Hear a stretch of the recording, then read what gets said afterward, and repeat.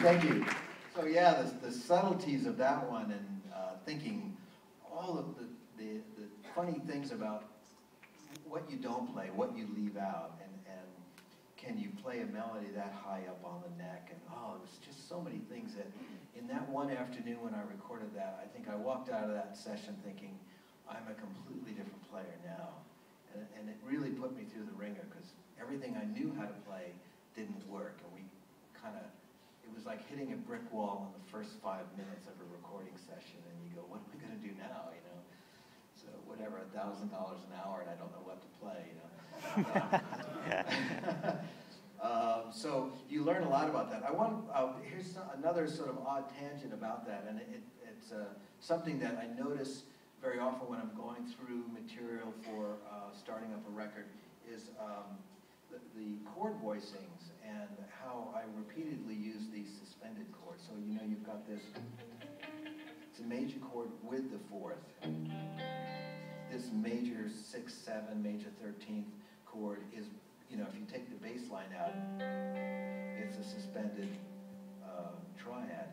And I'm using these quite a lot in my music. I'm using the movement of parallel suspended chords over different bass lines that sort of like don't belong, let's say, or I'm borrowing from another key or something like that. This was an idea I had where I was thinking it would be really great if it was possible to have a composition that was layered in a couple of ways. You've got your beat, you've got your bass line, and you've got your chords and your melody, but what if in the chords it was such a strong movement that it could be almost like a secondary or alternate melody? You know, obviously the problem with that is that there might be a bit of a traffic jam from time to time, so you have to keep your ears wide open to see if you're going to have these conflicts. But it's a very interesting way of recording or writing, rather than just thinking, you know, I've got this G chord that's going to go, and then I'm going to, you know, sing a melody, and then the chord moves over here, and I sing this.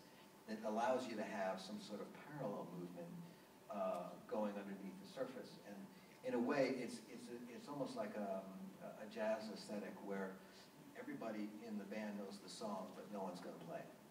You know, no one wants to be caught dead actually playing the changes, so everyone's sort of, I'll play this one instead of those 6, or I'll play these 6 instead of that one, and every night's different. It's a very interesting way of approaching music, and I kind of fell in love with that, hearing a lot of jazz growing up that my parents were playing, and I noticed it being picked up by different players, especially Jimi Hendrix. He used a lot of that, where there were songs sort of on top of songs, almost in a way.